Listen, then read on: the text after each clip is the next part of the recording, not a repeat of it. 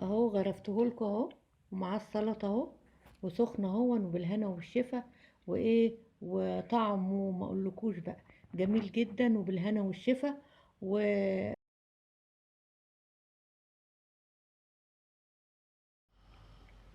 والسلام عليكم ورحمه الله وبركاته. دلوقتي هوريكم ازاي بقى نسلق الكرنب بعد ما قطعناه. اهو بص، دلوقتي الميه غليت، احط شويه كمون. حط شويه كمون صغيرين عشان الكمون بيدي ريحه حلوه. وقلنا زي ما اتفقنا مش هنحط ملح، هدوب بس الكمون. هحط اهو، بص اللي قطعته هحط اهو مره واحده. انا عشان هفرزن هروح حطاها كده اهو، يا دوبك هسقطه. سقط برضو شويه تانيين معاها اهي، اغطسه بس واطلعه على طول اهو. ده عشان هيتفرزن اهو. بس اللي بعده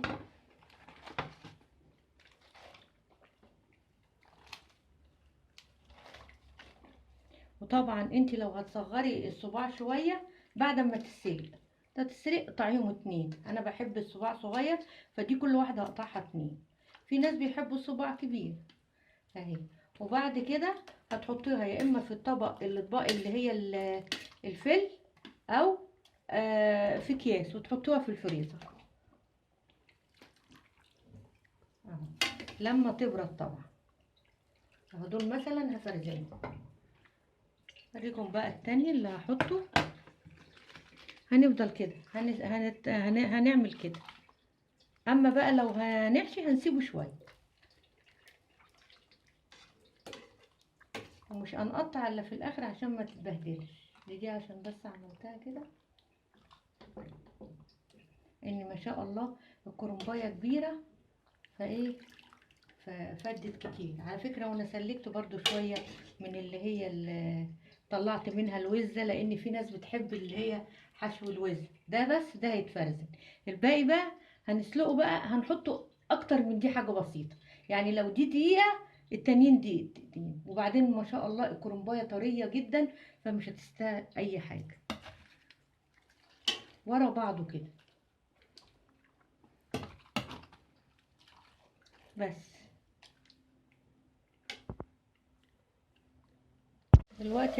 دلوقتي هنعمل خلطة المحشي.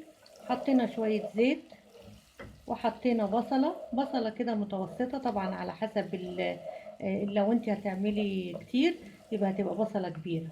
انا عشان مش هعمل كتير قوي، فهعمل عملت بصلة متوسطة. بس البصلة ريحتها تطلع وقت هنعمل الخلطة وهنعمل الصلصة. لازم الصلصة تتصلصل الأول، مش هنعمل ني في ني، لا، بتبقى طعمها حلو لما الصلصة تتصلصل. اهي البصلة كده اهي، كده اهو على طول ريحتها طلعت. هروح حاطة بقى، حاطة التوابل. احط احط شوية بهارات اهي. احط شوية فلفل اسود، شوية فلفل اسود. احط شوية كزبرة، ما تكتريش، لان يعني يعني خير الامور الوسط. هنحط كزبره عشان هنحط لسه كزبره خالص. حط شويه كمون صغيرين، انا بحب احط شويه كمون بس مش كتير.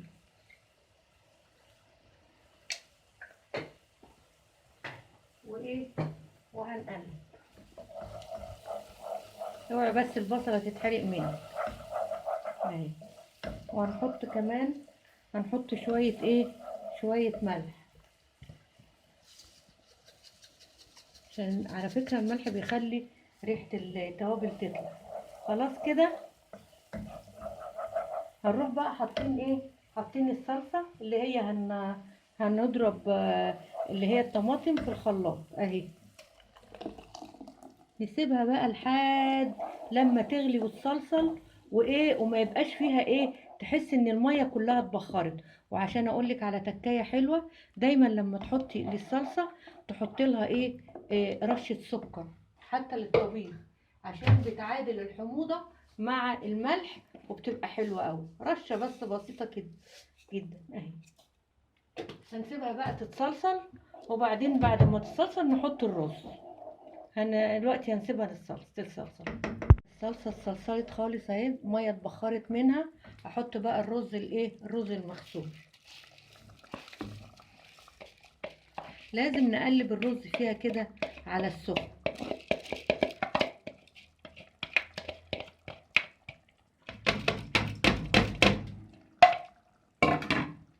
اهي نقلبه تقليبه كده على السخن، تقليبه بس.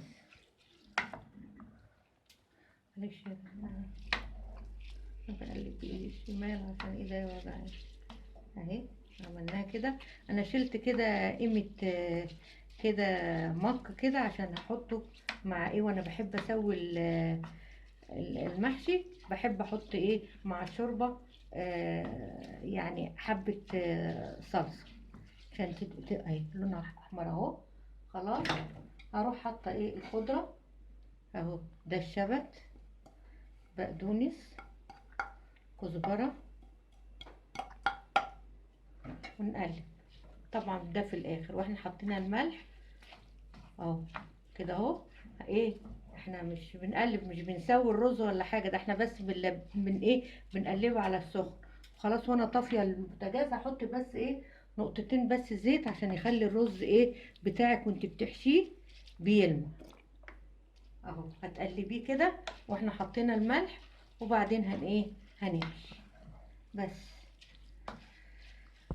دلوقتي هوريكي بقى ازاي تحشي اهو. انا مقطعه بقى الورقه صغيره اهو. طبعا انا لو عندي ورق اخضر هعمله تحت، بس انا الكرنبايه بتاعتي اهو. خير الامور الوسط، ولا تحط كتير ولا تحط قليل. ليه؟ لان الرز بيكتر اهو. بتلفيها كده مش زي ورق العنب بقى، بتلفيها كده كده وترصيها. انا في ناس بتحط الورق الاخضر تحت، وساعات بيحطوا ورق الكزبره او البتاع، بس انا بحط شويه زيت واعمله على طول. هوريكي برضو كمان واحده اهو. نقطعها صغير اهي اهو. طبعا انا لما قطعتها لما سلقتها قطعت كل واحده اتنين اهي. طبعا وانتي زي ما انتي عايزه اهي كده. وهي حلوه اهي، الخلطه كويسه وحمرا. لو انت الخلطه بتاعتك مش حمرا حط لها شويه بتاع ده هو، يا معلقه صلصه دي كده هو. تحط لها يا اما معلقه صلصه يا اما آه، معلقه بابريكا اللي هي فلفل احمر اهي. وهنرصه بقى كله كده. وبعد طبعا ما توقعيش رز ولا اي حاجه، هنرصه وبعد الرصه تعملي العكس. عشان عشان الشوربه تخش فيه. بس هعملها كده واوريها لك اهو. هنا اهو عملت اهو الصف اهو. هعمل عكسه عشان عشان الشوربه تتخلل المحشي كله اهي. بص اهو دي كده هعملها دي بقى كده، وهرص هكذا. هعمل لكم برضو واحدتين اوريها لكم اهي كده.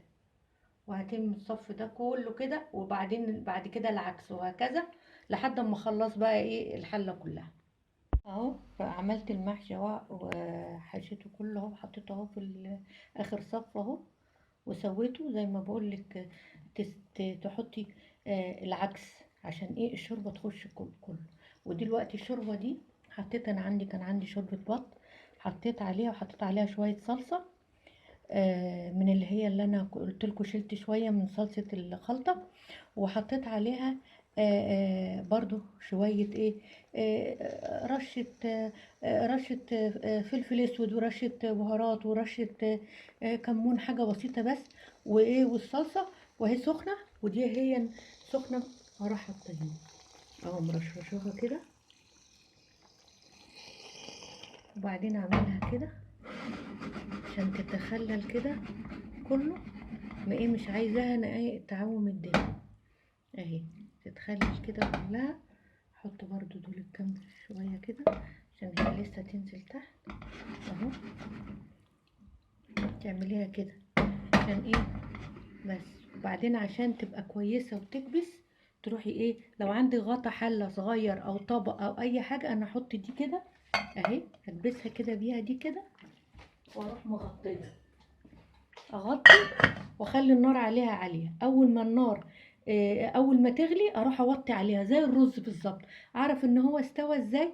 طبعا مش هقدر اقول لكم نص ساعة ولا ربع ساعة، لان كل كرنباية يعني مثلا الكرنباية دي يعني تحسي ان هي طرية جدا، فانت تاخدي صباع كده بالمعلقة وتشوفيها استوت والرز اللي فيها استوى، تحسي ان هي استوت خلاص بس.